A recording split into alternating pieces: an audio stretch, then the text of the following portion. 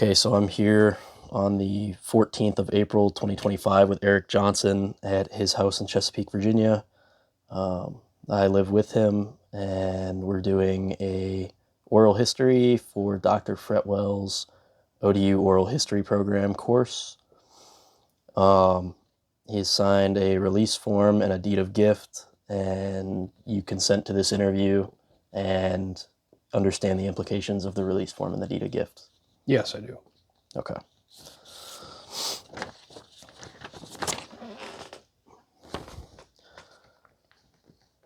So, some childhood background. As a preface for later questions, could you describe your childhood kind of as long or brief as you'd like? Sure. My childhood, growing up, mid-70s, was born in 1975 in St. Paul, Minnesota. I grew up in White Bear Lake, Minnesota. My entire childhood was spent in White Bear Lake until the point where I joined the Navy. It was a great childhood. I had a wonderful mother. I grew up going to great schools. We weren't wealthy, but it was really a good childhood. I spent most of my younger years up at our family cabin in Danbury, Wisconsin during the summers, and then during pretty much every weekend we could get up there. Played sports. I played baseball from a young age. Started t-ball at 4. Played sports and baseball all the way up until high school. Great childhood growing up. It was kind of interesting going from the 70s into the 80s. I had the best in my generation of being both in the kind of old-fashioned world before electronics, before, of course, dipping our feet in the high-tech area. I myself didn't even get a cell phone until 2008, so holding on to some of those things where you had to go knock on doors to go see your friends, give them a call on the phone, outside all the time. So childhood was really good. Growing up, we had a lot of outdoor times where the typical type of family where when the lights came on, you had to come in for the night, and that's what we did. We went to school, learned everything on pen and paper, typewriters, didn't have any computers. So that might be different than what today's youth experiences. There was no iPads. In order to do papers, we had to go to the library and check out our books and using the Dewey Decimal System. And that's something that people don't often do nowadays. We were in charge of doing a lot of things like that to try to develop our knowledge. When doing homework, we had to revert to books and stuff like that. We couldn't simply pop on a computer and have all that knowledge. So it did take a little bit of time. It was different, but it was a very good childhood. What was kind of a typical day like as a kid? Well, a typical day, started waking up like normal, getting a quick breakfast.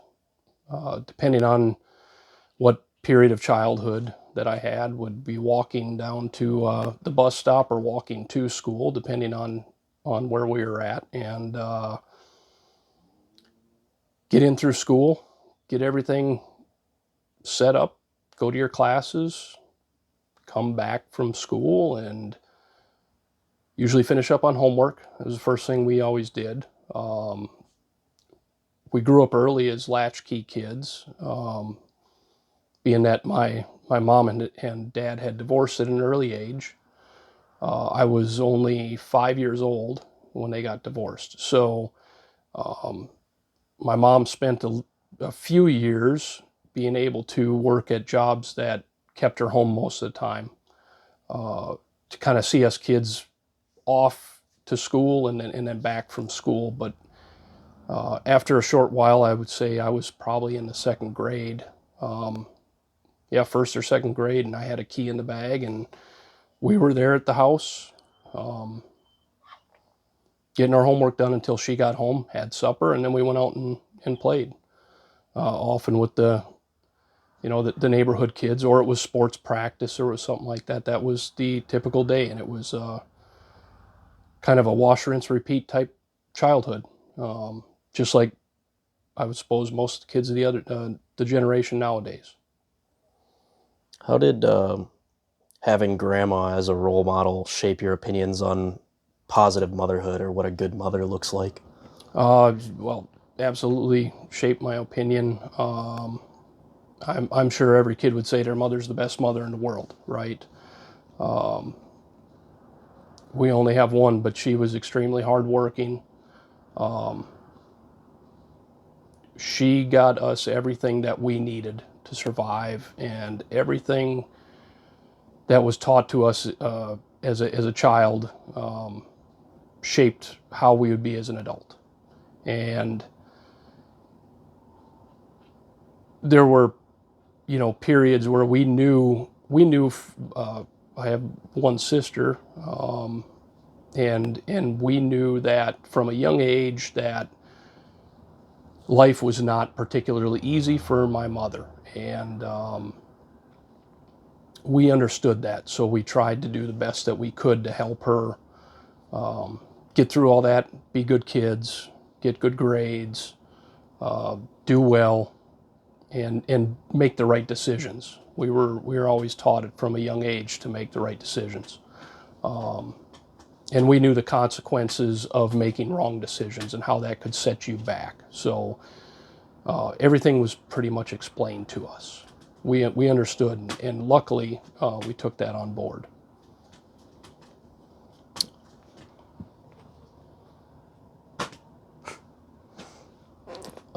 Being that grandpa wasn't in the house, did you have any strong or positive male role models as I a kid? absolutely had positive male role models. Every single one of my uncles was a great role model. They taught me pretty much everything that I know when it comes to how to handle situations and problems, how to fix everything and anything. That's where I learned that from, was my uncles, and I was with them as much as I possibly could be, from fishing to hunting trips.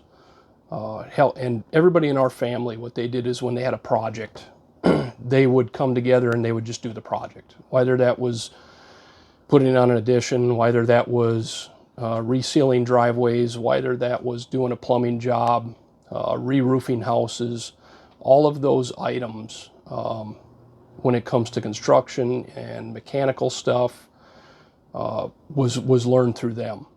First by observing, of course, and then by actually getting involved as I got a little bit older. And they trusted me to do some things, but everything that I learned was from my uncles. I also had some really strong role models, male role models, in school growing up. From all of my coaches in baseball, many, many teachers that were my role models. Although I gave them a hard time at some points in my childhood and doing schools, I certainly had a lot of great role models. That in the church. I had a really good relationship in our family church with the staff there, and then early on I went to Catholic school, and so I knew a lot of those clergy members, and they were always willing to take a moment just to listen and to give their advice. And so it was very good for me growing up to have positive role models, even outside my dad. And my dad was not a terrible role model. It's just that he wasn't there for the predominant period of my childhood. We still talked to him and we still visited him, but we didn't do the things that most children do with their dad. I also, in middle school, had my mom had enrolled me with the Big Brothers and Big Sisters program of Minnesota. And so I had a big brother for a 5 or 6 year period of my life prior to joining the Navy. I would say from the age of 12. We had the same interests as far as sports and all that, and he was also a great role model that taught me a lot. And it was a good experience to have somebody outside the family that was close to me to kind of offer me other advice and see how other men. He was a younger gentleman at the time, married, and eventually had children of his own. I also kind of grown into my teenage years at that point in time, and obviously that's kind of where you separate. But he was a good role model as well.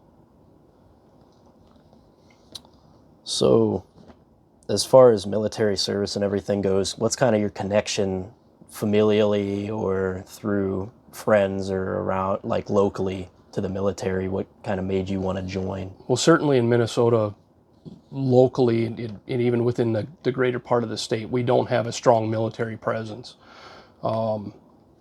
Every year during our childhood, from at least the point that I can remember,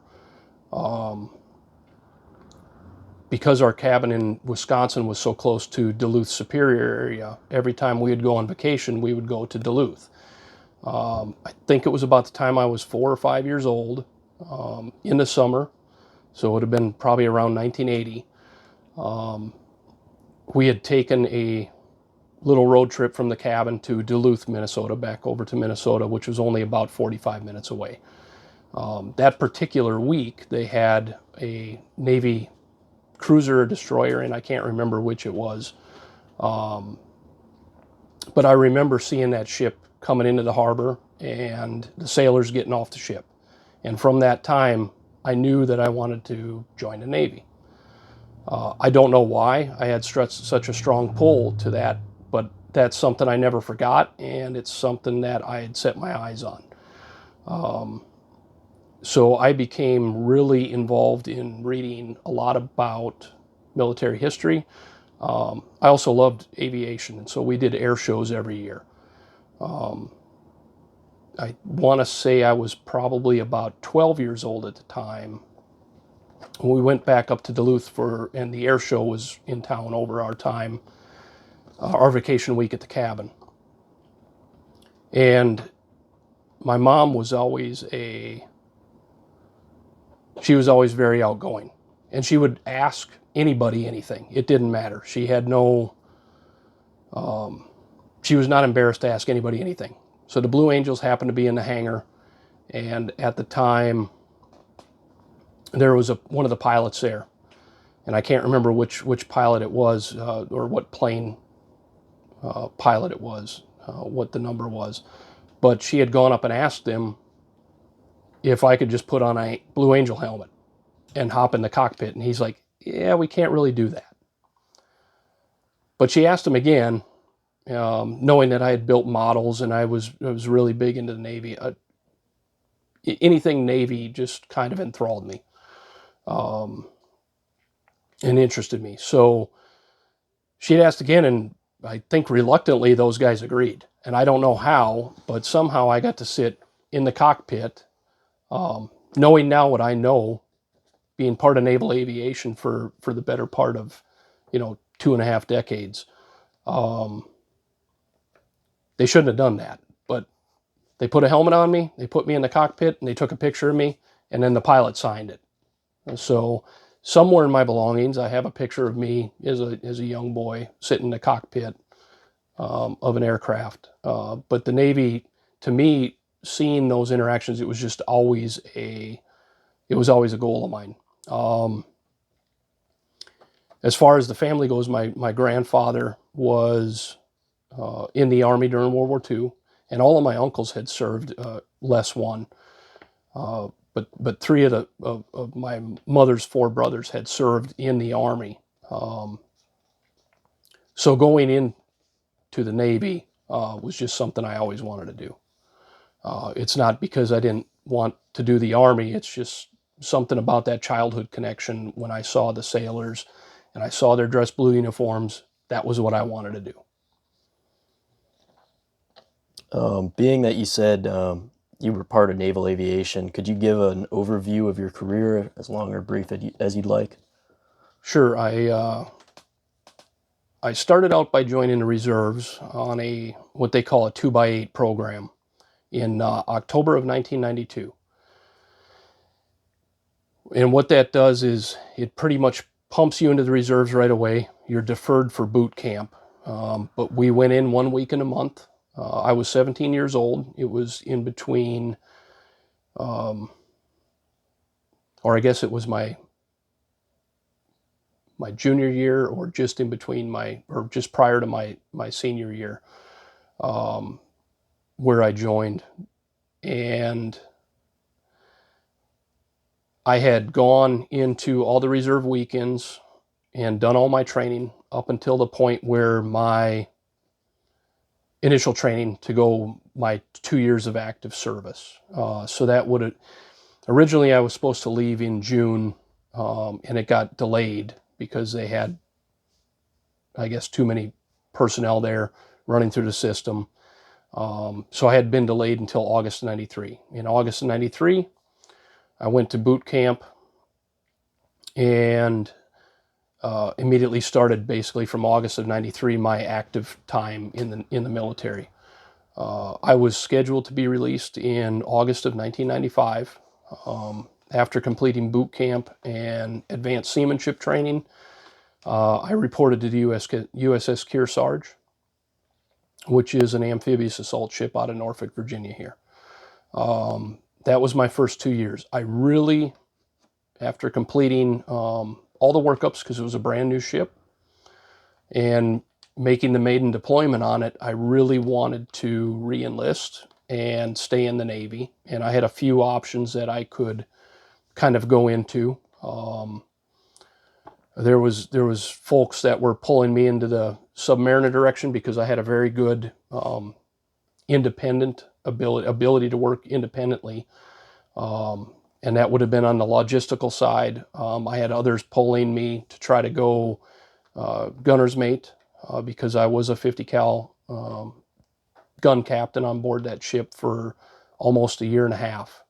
And that kind of starts out as a general quarters station, and you get to move on up to gun captain and actually command your gun crews. Um, I enjoyed doing that. My heart and soul, really, before I joined, was I enjoyed the surface Navy. I did want to kind of go into the Seabees. And I had a career counselor at the time who had said, if you go into the reserves, there's a lot better chance, because a lot of their um, duties had been pulled onto the reserve side of the house. I didn't really want to go into the reserves. I wanted to stay active duty. So I was handling those situations. Ultimately, time ran up, and my sister, also, who was graduating high school at the time in 1995, really wanted to go to college. And ultimately, between us three, my sister and my mother and I, decided that I would come home for the time being. I would re-affiliate with the reserves and complete my additional 5 or so years of reserve side training, um, and either go back into the Navy, or kind of assimilate into the civilian life after my commitment was done, or stay reserves. Ultimately, my sister had made it through college and graduated, um, and I was itching to go back into the Navy. So in 1999, I pursued a cross rate to go into naval aviation. I was a gunner's mate and had attained gunner's mate second class in the reserves. Um, but the opportunities on the active duty side at that point in time for gunner's mates were slowing up, because we had combined our missiles guys and our guns guys into the same rate. So it did kind of stifle some advancement opportunities. I had a great mentor in the reserves who said, the way you need to go is, if you really want to excel, is take a look at the opportunity to go parachute rigger, which was critically undermanned at the time. And that's what I did. I listened to him. I was accepted. And 2 weeks after my cross rate had come through approved. I reaffiliated with active duty, and I was off to TPU, Transient Personnel Unit, and so I could wait on orders to A school and get into the fleet. After reaffiliating with the service, my first duty assignment, because I loved being on the amphibious assault ships, I called up the detailer while I was in A school and I said, put me on the first amphib floating, and that's what he did. Sent me to the USS Nassau, where I spent 4.5 years as a parachute rigger, newly minted parachute rigger, knowing really nothing about the rate other than what we did at school. It was an 8-week school course, and I got on board, and pretty much immediately, within about 3 months, assumed the role of being the supervisor of that shop because everybody else had transferred out.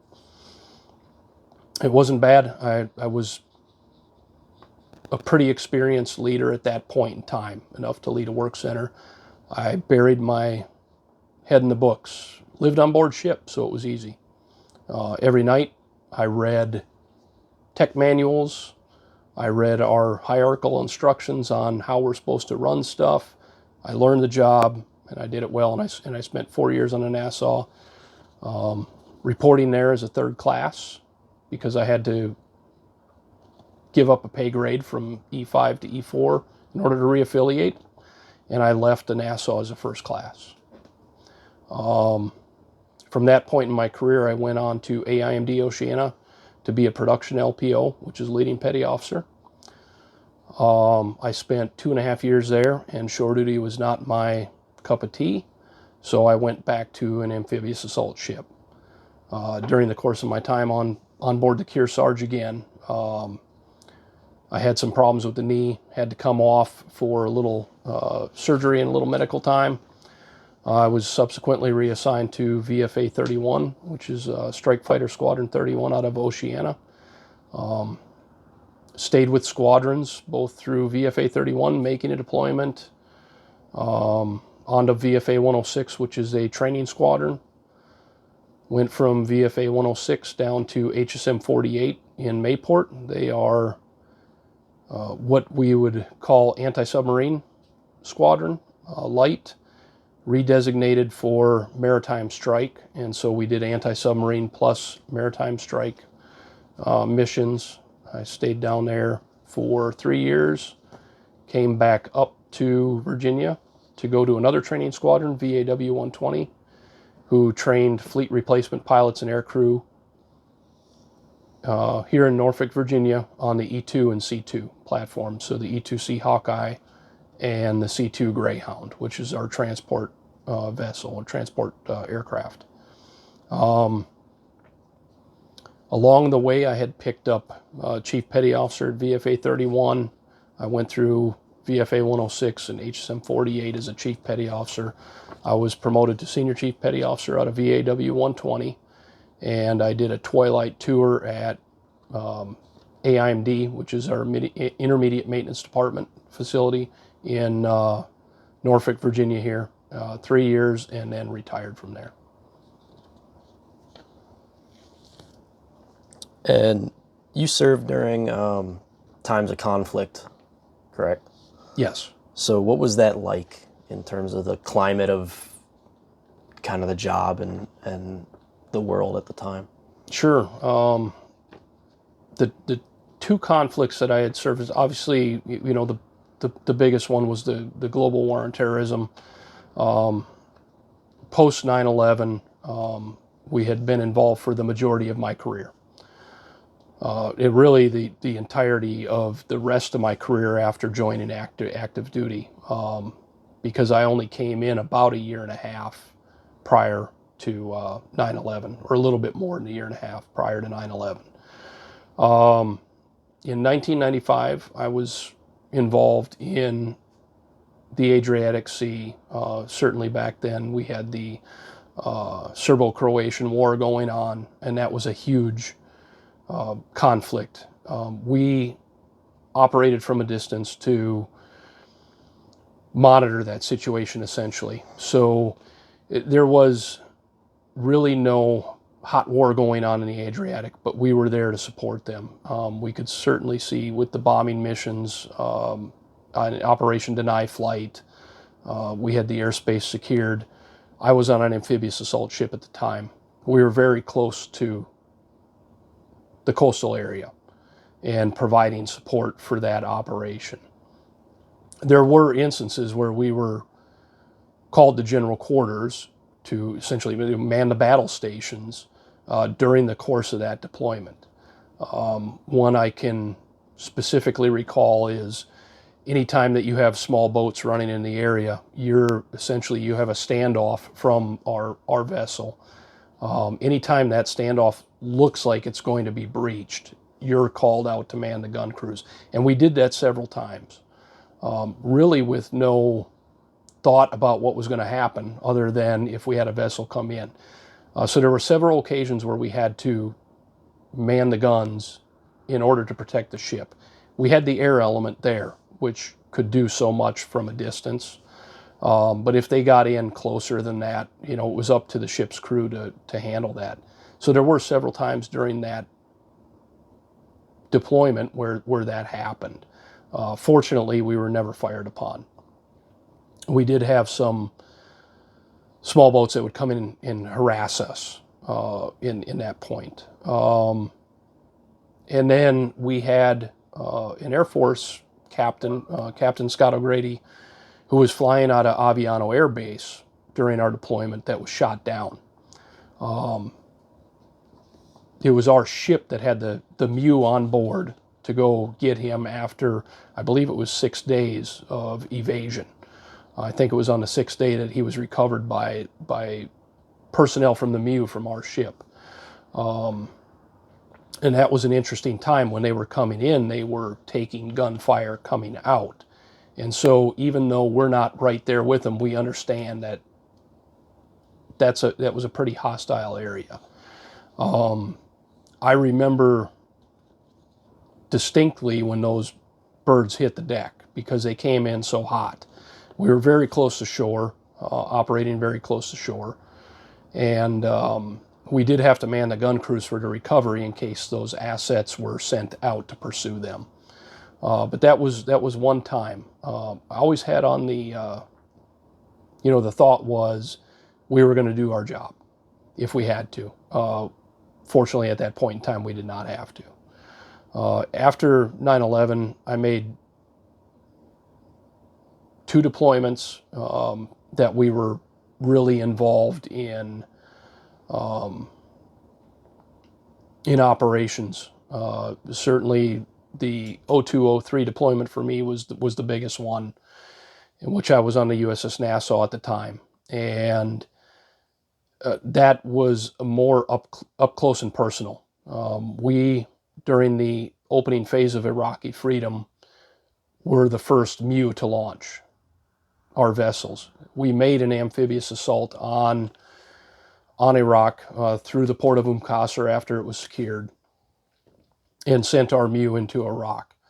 So I personally know folks that went in on that invasion. We made several. I was part of what they call a VBSS, or Visit Boarding Search and Seizure crew on my ship, in addition to other security duties that I had there. So we did board a couple vessels while I was in the region, with the potential for things to go wrong. Thinking about going onto those vessels and you don't know the crew, you had no exposure really, or a lot of the folks had no exposure to combat, or very few of our crew had boarded vessels that had adversaries on it. And so boarding those vessels to secure them was nerve-wracking, right? Again, fortunately, we had cooperative crews on board, and we were able to secure vessels.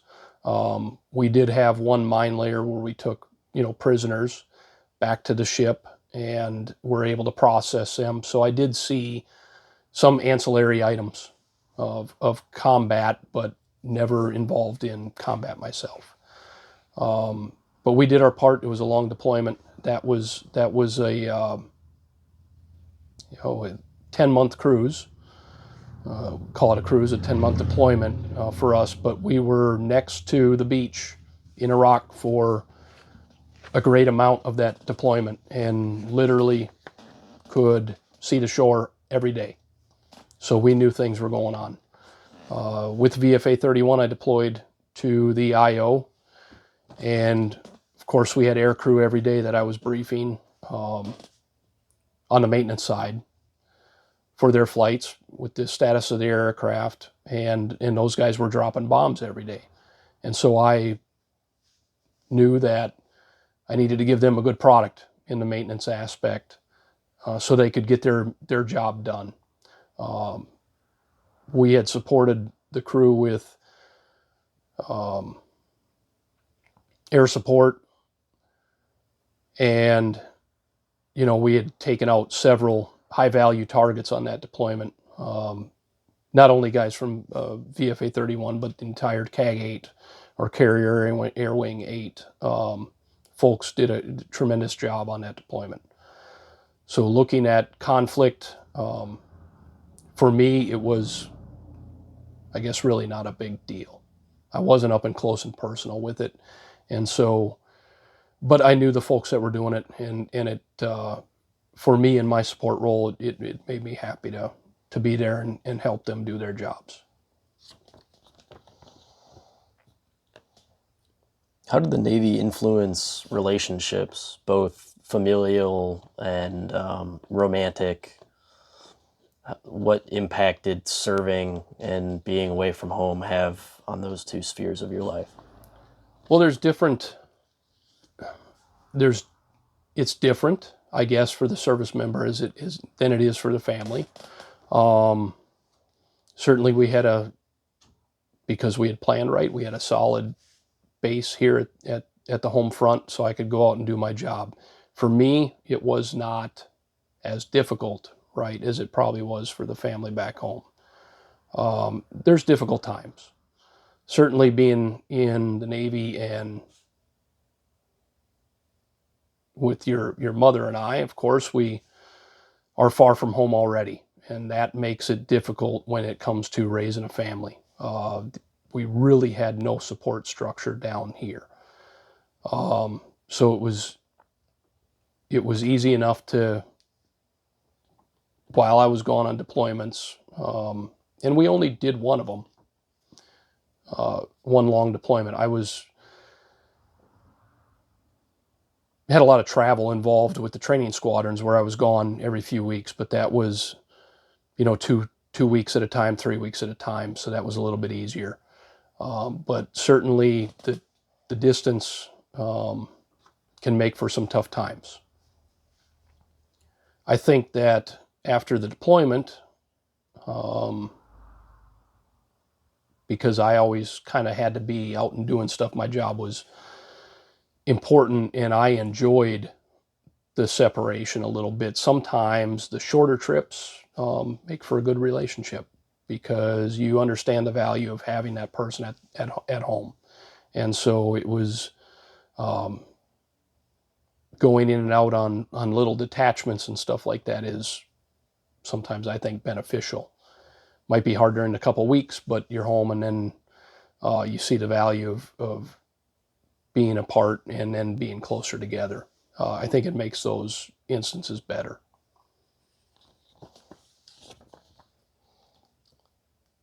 Was it difficult being far away from Minnesota for either of you, or was it kind of nice to have that privacy and separation? Maybe a little bit of both? Well, I think it's kind of funny how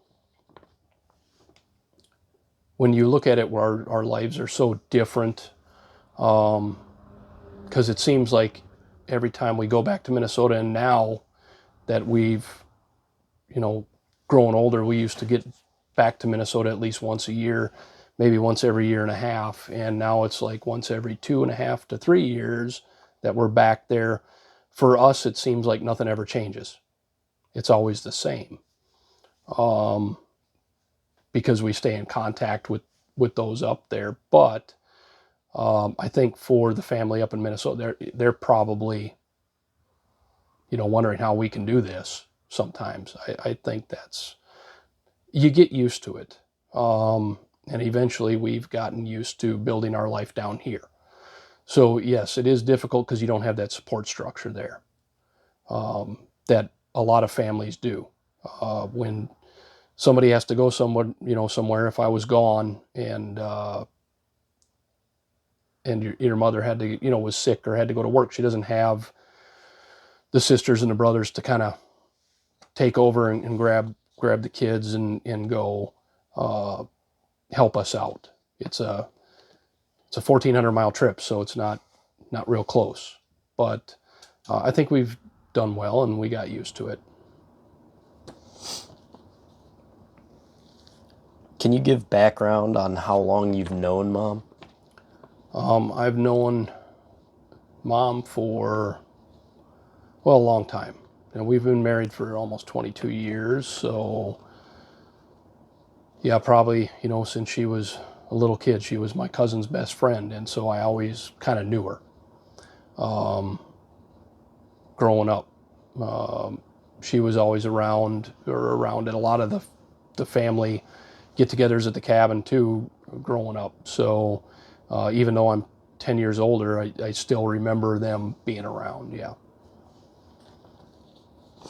How and when did you decide to marry her?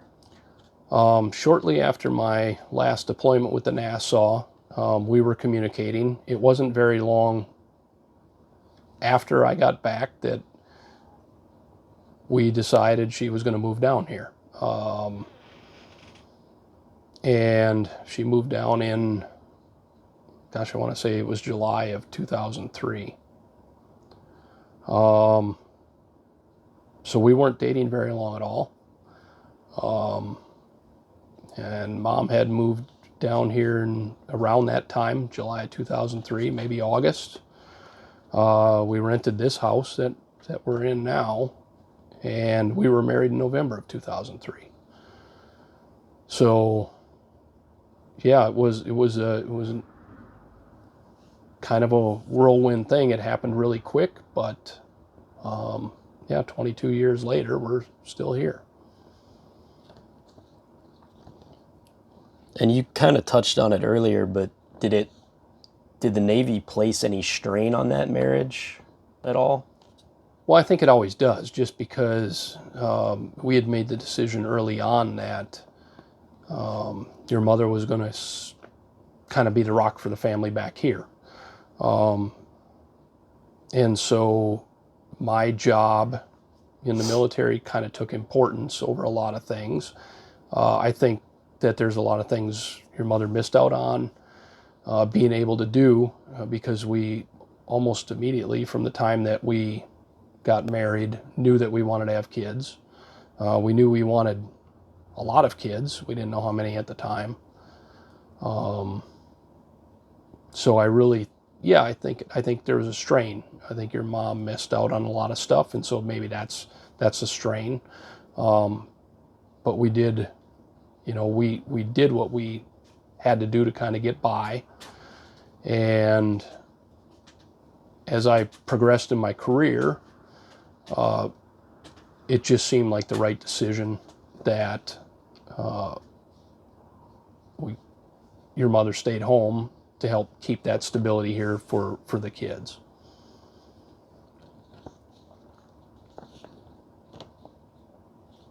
So the Navy didn't really have any impact on your decisions about becoming parents? No, not at all.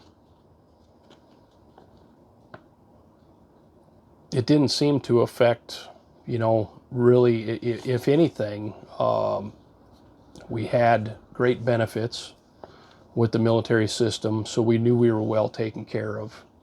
But I think regardless, if we wouldn't have had, we would have still had a lot of kids.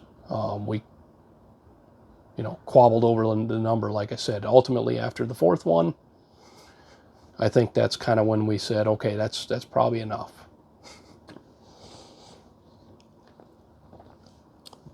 Did being in the Navy make actually raising children more difficult or easier? Well, I suppose it did. There wasn't very many years that I wasn't here, at least like I had stated earlier, being that I only had one deployment, one long deployment in those years was fortunate for me.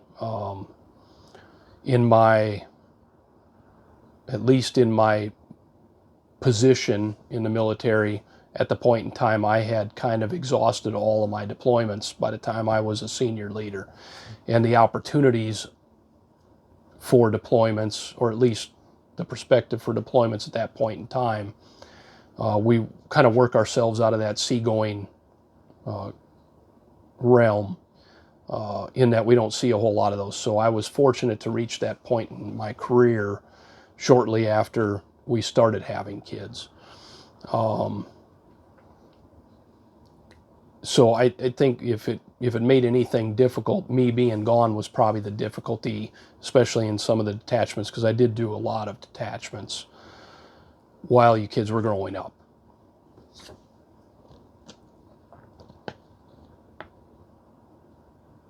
And how do you feel about raising kids so far from where you grew up? Well, I think we've imparted enough of some of those values, and being in contact and going back, even if it's once every 2 or 3 years, we stay in communication with the family. Like I said before, I think the most difficult part is not having the family readily available to kind of help us along, right? That's the most difficult position. And I think that there's probably some of that sacrifice too that not only we have, but you kids have as well, is that I don't think you get quite as close with the family, as maybe we did growing up, right? Where there was no deployments, there was no distance really. All of our, both your mother and my family are very close, and the vast majority of them stay together in the same local area, or at least in the close vicinity of each other in Minnesota, and nobody really ever moved away. So we don't really see that closeness, so we just have to make our family the close-knit family down here. What are your opinions on military service as a career choice for your children, or my decision to join the Army, for example? Well, I think the military is always a valid option in a valued place. It's not for everybody, but while I wouldn't press on any one of you kids to join the military, it would have to be your own decision. I wouldn't argue against it either. I think I've had a good career. I think it does teach you special things that most career choices may not in the civilian sector. There are sacrifices you'd have to make. I think that you're making a decision yourself. I think it's a sound decision to join. You've looked at the options, and as long as you or any one of the other kids, if they looked at all their options and they made their decision on their own will, then that's the best that I can hope for.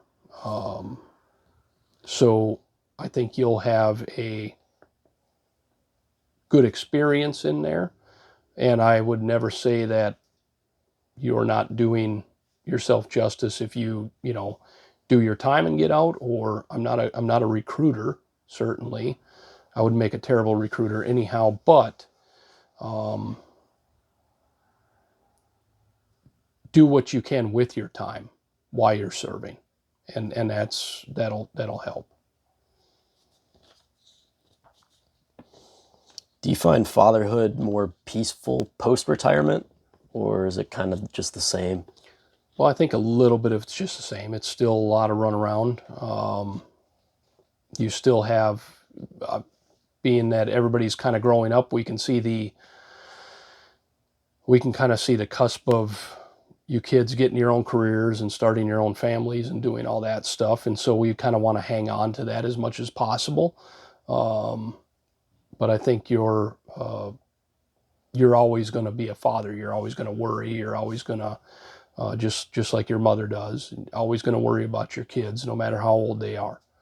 Grandpa still calls me and warns me about thunderstorms, even though he's up in Minnesota. So you can see that's kind of how fathers are and mothers are. What are some of your favorite stories to tell from your time in the Navy? Well, you reminded me of one with being on amphibious assault ships. We had to always inflate our rafts to test them. And these are large rafts. They're probably, at least 6-7 feet across, or 6-7 feet in diameter. And they hold about 20 personnel, as I can recall.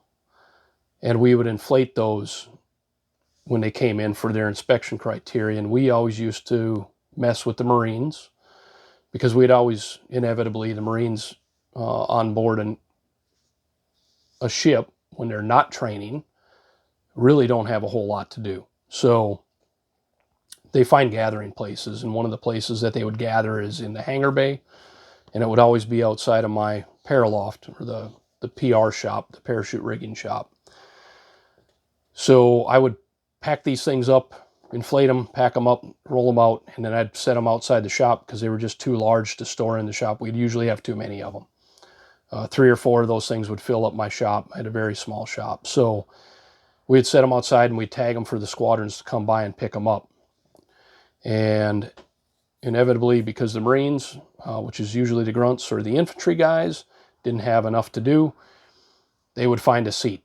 If it was anything that they could sit down on, they would sit down. And these rafts were packed in huge containers, not huge, but big enough to be a seat for 2 Marines. And every time I'd come out of the loft, I would yell at the Marines for sitting on those rafts. Because I didn't want those things punctured in any way. They were there to save the lives of aircrew if they had to go down in the water. And so I would yell at the Marines and tell them, hey, you guys better get off there, because that thing has explosives in it. Now, while it's true in the smallest amount possible, we do have explosives in there and signal flares and stuff like that. But as soon as I said that has explosives in it, they would get up, and then they would go across and tell all the other Marines, and you'd see them pointing across the hangar bay, and they'd say, don't go sit on that orange thing because it's going to blow up. I knew that wasn't true, but it was one of the good things to get them off my rafts. I have several others. I know that you've heard this story about Justin Bieber trying to look and see in his aircraft. It's a very long story, but there was a point in time where Justin Bieber's mom was in my maintenance control, and he wouldn't get out of the limo because for some odd reason there was sailors' families who had gotten word that he was going to be at the exchange. They had gotten word that he was going to go see a plane first, and they somehow put the intelligence together that it was going to be in my hangar. But we did have to sit there and wait on Justin Bieber for a long time to get out of that limo because there were people around. We were just trying to do a job and get an aircraft ready for a det in Fallon, Nevada. The rest of the squadron had left, and she came in, and we had officers there. Several officers. The PAO from the base was in there. I think the CDO, the command duty officer, was also in there at the point in time, and Justin Bieber's mom was in my maintenance control and said something to the effect that her son only wanted to see his plane, and I got upset, and I had a few unsavory words, and I reminded her that it was not her plane, it was my plane. Until the pilot in command got into that plane, that was my plane. Ultimately, she cried, and they ran off, and I may have embarrassed maybe myself and some of my officers there, but he got to see the plane. And he left, and we carried on with our mission, and it was a long day. But yes, that was a story that you guys always like to hear as well. I usually mince in a few cuss words with it at the point in time because there were some expletives, but that aren't good for this particular interview. But I did, yes, she did cry in my maintenance control, and it didn't really upset me because I just wanted to get my plane in the air and get it tested and off to Fallon. Do you have any others that you'd want to share, or There's can't think several, of any? there's probably several stories, and they would be too far and wide to even think about right now, but I'm sure there are several good stories. Yeah, those kind of two of my favorites. Going back to the amphibs, we did like to, Marines would get in a line. If you put a line out anywhere, they would just stand in line. I don't know why. And if there's Marines out there that get upset, I think they'll understand. They might get mad at me, but we would sometimes go out and we'd put lines down in the hangar bay and see how long it took them to assemble in a line because they love lines. And so we tried it and it works. And what advice would you give to young service members evaluating the possibilities of marriage and parenthood? Um, get yourself stable first. And I even told a lot of the young sailors under my charge, at some point in time, you have to make a decision.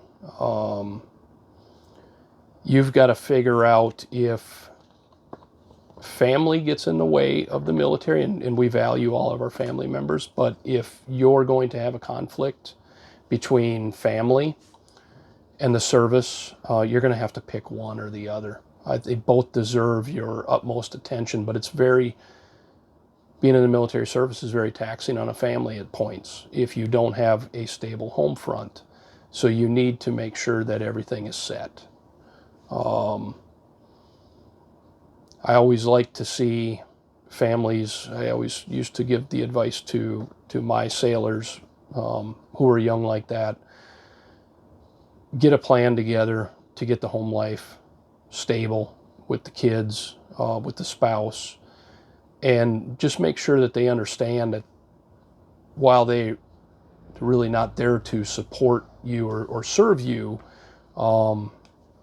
their effort in your career is very important. That service member has to understand that the house is stable. Do you have any other advice for service members outside of kind of the family sphere, like financial, general life advice, anything else?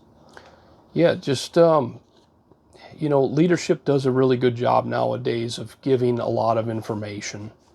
It wasn't really like that when I first joined the military. You were expected to be an adult. You're still expected to be an adult, and that's hard for some people to do. So make sure you don't run.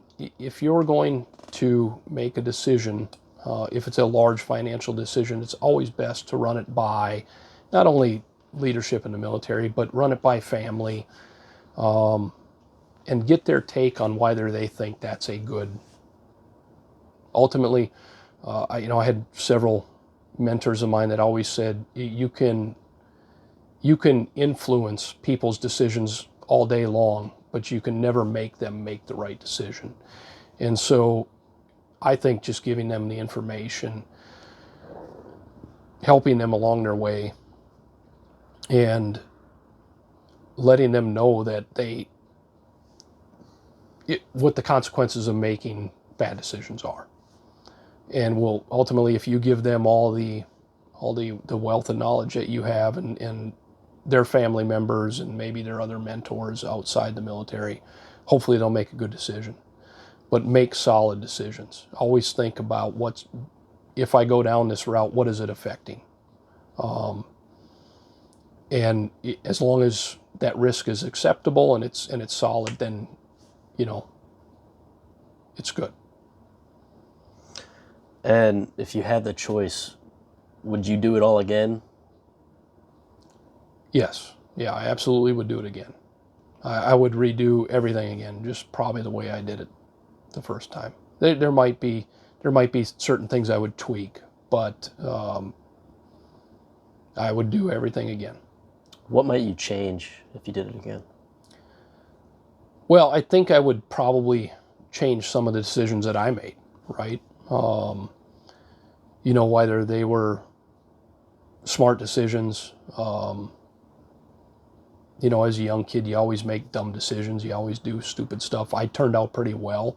I think that you certainly learn from them, and you try not to stray. But yeah, there's little things here and there I would probably change, but not much. Not the totality of kind of where I was and where I am today. I don't think I would change much of anything at all.